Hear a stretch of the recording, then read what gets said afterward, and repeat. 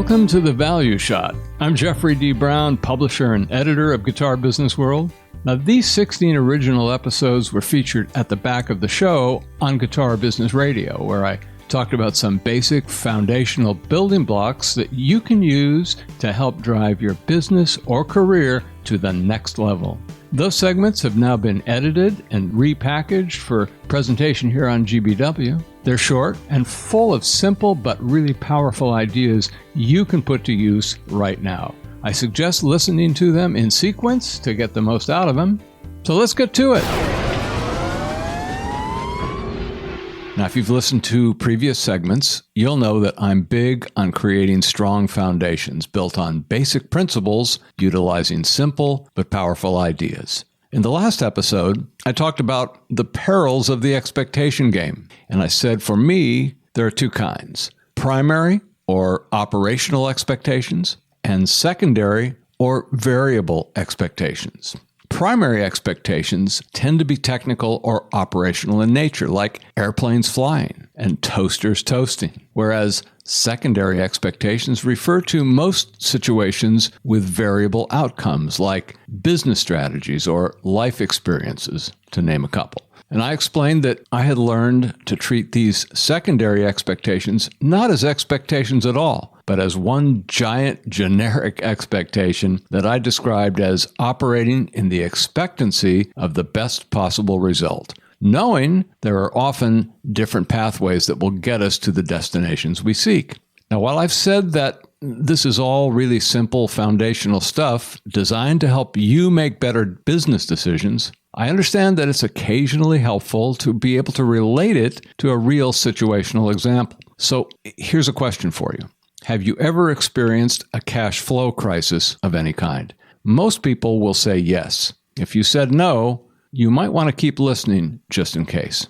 Now, I want to keep this simple as always, but try to imagine the last cash flow crisis you had to deal with and how you reacted to it. Did you tighten up and narrow your thinking to the one or maybe two possible avenues that might solve the crisis, not realizing that you may have already gone down those paths to little or no avail, and you're about to embark on Einstein's insanity routine, at which point things usually only get worse, and you may go into a spiral of sorts. Not fun, not good. Now, what's happening here, in my view, is that we're trying to solve our problem using operational expectation theory with a variable expectation reality. We're trying to apply a narrow expectation of a solution to a problem that isn't part of an operational structure. They often don't match up. The solution, on the other hand, can be and often is something that is not on our radar. We haven't considered it because we're so used to playing the expectation game, because it's deceptively comfortable and doesn't require us to think out of the cage. The result is we have unfortunately closed the options window. We can't see any other way.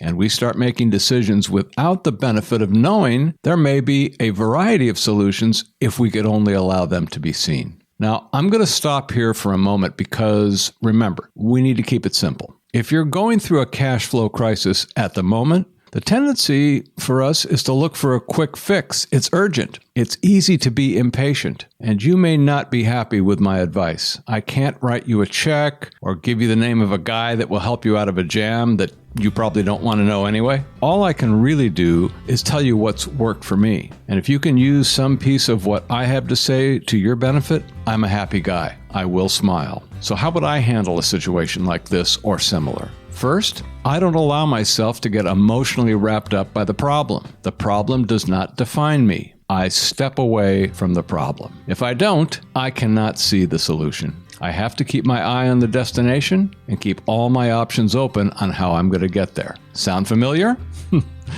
I already know that the solution exists. It always does. Always. It may not be what I was expecting. It frequently is not. It may not happen in the time frame I may have hoped for, but that does not mean there won't be an acceptable or better result. What I try to do is stay focused on what I said before, the best possible result, and I'm leaving the widest path open for that result to manifest.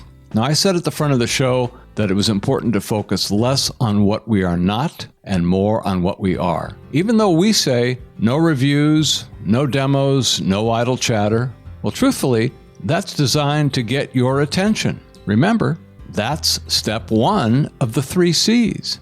In step 2, I want you to know what we are. We are unique and providing you with something you won't get anywhere else, among other things. What action do I want to compel? Simple. Listen to the show, engage with the show, support the show, and help us spread the word. Simple stuff, my friends. And you know, there's a lot more to talk about beyond these 5-minute segments. And I'm going to go out on a limb here and tell you that I fully expect there to be many, many more episodes. And I'm operating in the expectancy that they will be the best they can possibly be. Well, I hope you got some value from that, but I do want to emphasize again the need to listen in sequence. And just so you know, there are brand new episodes of The Value Shot on the way, so be sure you're subscribed to Guitar Business World here on Substack to get those as well as new editorial features and valuable resources. As always, we love to hear from you with questions or thoughts. You can contact us directly at guitarbusiness@substack.com. guitarbusiness@substack.com. I'm Jeffrey D. Brown. Thanks for listening, and I'll see you next time.